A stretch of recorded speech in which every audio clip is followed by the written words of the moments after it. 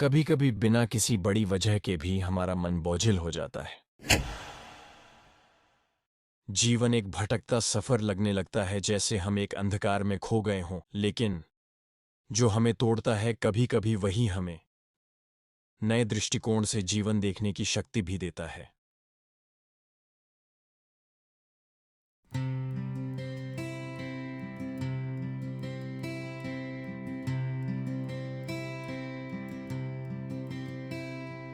उसी तरह एक दिन मैं भी ऐसे ही एक भारी मन से गुजर रहा था।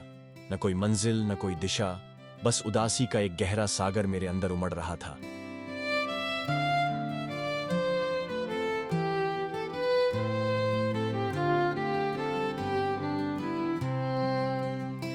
दिन का वह समय था जब बर्फ की सफेदी ने पूरी धरती को ढक लिया था।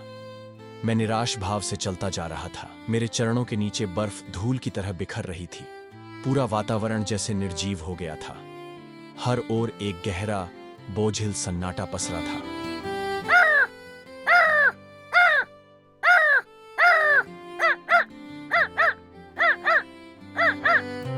और फिर एक आवाज ने मुझे जगा दिया। एक कौवा। उसकी कड़क आवाज ने उस शांत वातावरण को चीर दिया। वह एक हेमलॉक पेड़ की शाखा पर बैठा था।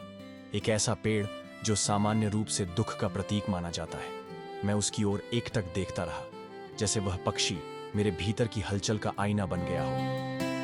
परंतु अचानक उसने अपने पंख फड़फड़ाए और उस पेड़ से बर्फ की कुछ बूंदें मेरे कंधों पर गिर गईं।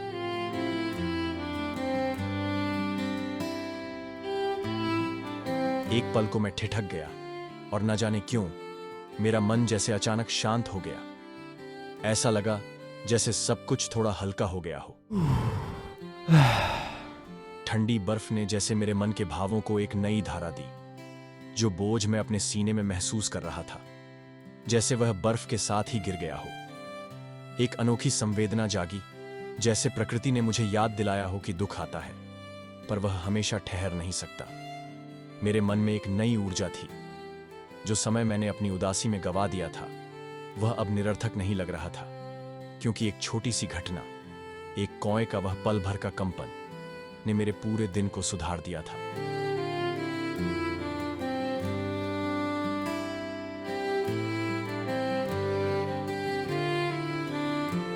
जीवन इसी तरह का होता है।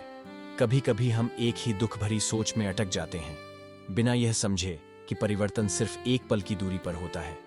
एक छोटी सी बात, एक पल का अनुभव हमारे पूरे दृष्टिकोण को बदल सकता है। तो याद रखो, कभी भी उदासी से हार मत मानो, क्योंकि प्रकृति हमेशा एक संदेश देती है। बस जरूरत है उसे महसूस करने की।